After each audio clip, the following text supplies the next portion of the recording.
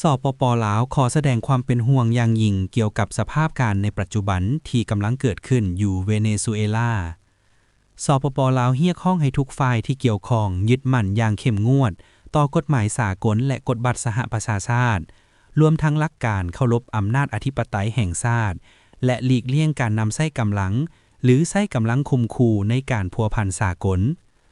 สปป.ลาวสุกยู่ให้ทุกฝ่ายใช้ความอดกั้นแก้ไขปัญหาขัดแย้งด้วยการเจรจาโดยสอดคล้องกับกฎหมายสากลเพื่อเป็นการประกอบส่วนเข้าในการสร้างสันติภาพความมั่นคงเสถียรภาพและการร่วมมือในภาคพื้นและในโลกแหล่งข้อมูลกระทรวงการต่างประเทศแห่งสปป.ลาวข่าวต่อไปย้อนคืนยุทธศาสตร์การยึดครองกรีนแลนด์และอิทธิพลของทรัมป์ในปี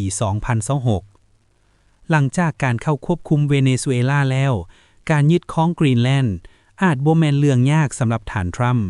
ถึงแม้ว่าเดนมาร์กจะเป็นผู้ครอบครองกรีนแลนด์อยู่แต่เดนมาร์กก็เป็นเพียงประเทศน้อยๆที่บ่ได้มีบทบาทโดดเด่นในยุโรปบ่ว่าจะอยู่ในสหภาพยุโรปหรือนาโตก็ตาม 1. ความอ่อนแอของยุโรปและนาโต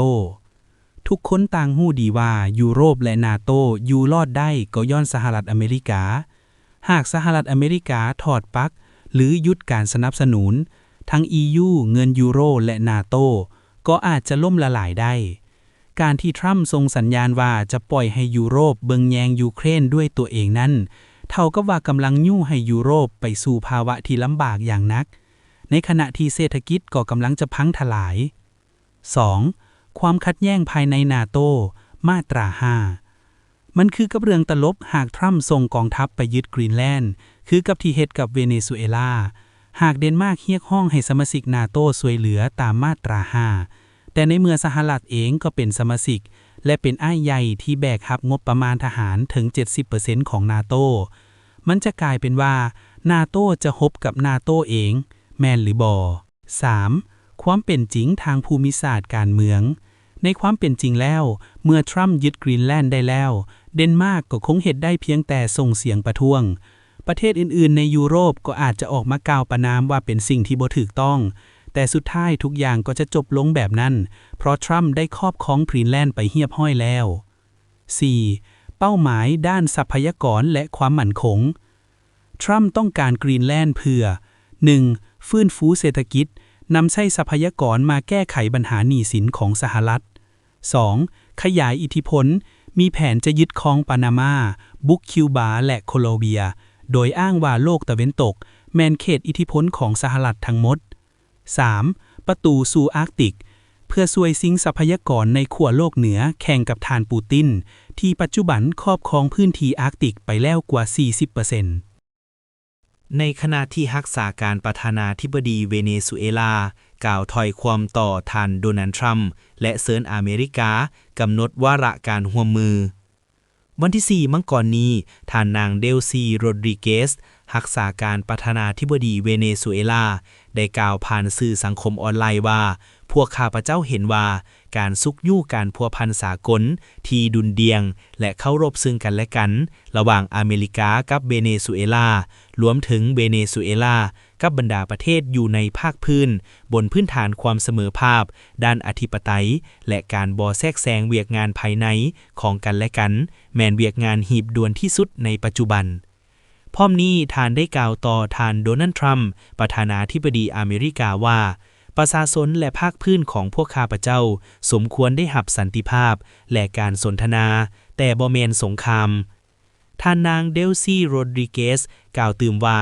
พวกข้าพเจ้าขอเชิญรัฐบาลอเมริการ่วมกันกำหนดวาระการร่วมมือที่ส่งเสริมการพัฒนาพร้อมกันและส่งเสริมการอยู่ร่วมกันอย่างถาวรภายใต้ขอบกฎหมายสากลคำว่าอเมริกาในฐานะตำรวจของโลกเป็นคำศัพท์ที่ใช้เพื่ออธิบายบทบาทของสหรัฐในเวทีโลกบ่แม่นท่าทีตัวจริงเหตุผลหลักๆแม่น 1. อำนาจทางทหารและเศรษฐกิจอันใหญ่หลวงสหรัฐมีงบประมาณทางทหารที่ใหญ่ที่สุดในโลกและมีเศรษฐกิจที่เข้มแข็งซึ่งเฮ็ดให้มันมีความสามารถในการมีบทบาทในหลายประเทศ 2. ความต้องการที่จะปกป้องผลประโยชน์ของตนเองเช่นความมั่นคง พลังงาน การค้าเส้นทางการขนส่งหรือป้องกันบ่ให้ประเทศคู่แข่งได้รับอิทธิพลหลายเกินไป 3. แนวความคิดของการรักษาสันติภาพโลกสหรัฐมักอ้างถึงการปกป้องประชาธิปไตยสิทธิมนุษย์หรือการต้านการก่อการร้ายเพื่อให้เหตุผลในการแทรกแซงในบางขงเขต 4. บทบาทผู้นำหลังสงครามโลกครั้งที่ 2หลังจากสงครามสหรัฐได้กลายเป็นมหาอำนาจที่สำคัญและมีบทบาทนำหน้าในองค์การจัดตั้งสากลเช่นสหประชาชาติและนาโตเฮ็ดให้มันคุ้นเคยกับบทบาทผู้นำโลก 5. พันธมิตรจำนวนหลวงสหรัฐมีฐานทัพและพันธมิตรทั่วโลกฉะนั้นเมื่อมีปัญหาเกิดขึ้นมันมักจะถูกดึงดูดเข้ามาในนั่นอย่างใดก็ตามบ่แม่นทุกประเทศเห็นดีหลายประเทศเห็นว่าสหรัฐแทรกแซงกิจการภายในของเขาเจ้าหลายเกินไปคำว่าตำรวจโลกดังนั้นจึงมีทั้งผู้สนับสนุนและผู้คัดค้านขึ้นกับทัศนะทางการเมืองและประวัติศาสตร์ 1. ตะเว้นออกกลางอิรักและอัฟกานิสถานอิรัก 2003 สหรัฐได้ส่งกำลังไปโค่นล้มรัฐบาลซัดดัมฮุเซนอ้างว่าอิรักมีอาวุธอันตรายและเป็นภัยข่มขู่ต่อโลกการอ้างว่ามีอาวุธดังกล่าวอยู่นั่นเป็นความจริงซึ่งนำไปสู่การวิพากษ์วิจารณ์อย่างหนักอัฟกานิสถาน 2001 ถึง 2021 การส่งกำลังไปปฏิบัติการได้ดำเนินต่อไปหลังจากการโจมตีก่อการร้ายครั้งใหญ่ในสหรัฐเป้าหมายแมนเพื่อกำจัดกลุ่มก่อการร้ายการส่งกำลังทหารดำเนินไปเกือบ20 ปีก่อนจะถอนตัว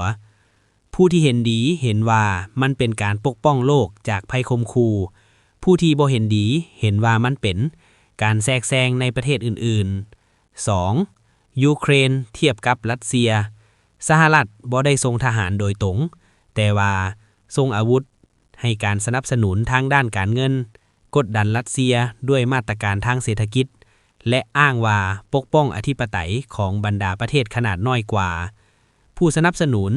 รักษากฎหมายสากลผู้วิพากษ์วิจารณ์ยืดเยื้อการขัดแย้ง 3. อาซี